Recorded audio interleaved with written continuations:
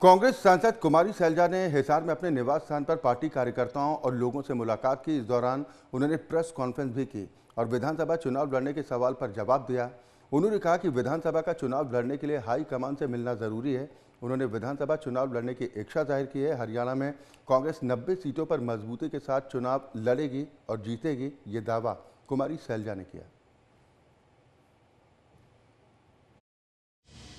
कुछ केसेस का हाईकमांड फैसला करेगी। सिर्फ आधी बात नहीं होनी चाहिए, पूरी बात होनी चाहिए। और यही हम कह रहे हैं कि हाईकमांड फैसला करेगा हमारा। ये वैसे आपने बिल्कुल ठीक कहा, असमंजस की बात है नहीं, लेकिन ये भाजपा की जो सोच है ना, जैसे हम कहते थे यू टर्न, ये विचलित रहते हैं।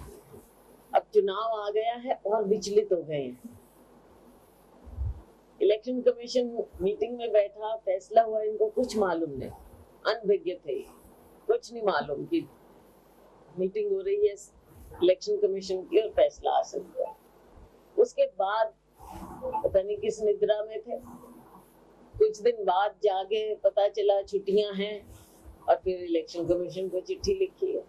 मुझे वैसे लगता नहीं है अब कुछ ऐसा हो सकता है। देखिए, पार्टी शामिल नहीं, मैं तो ये मानूंगा कि घर वापसी है।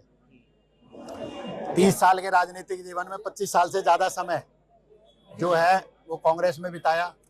बीच में कुछ विषय थे, कुछ मुद्दे थे जिनको लेकर बाहर जाना पड़ा, दोबारा घर वापसी की है।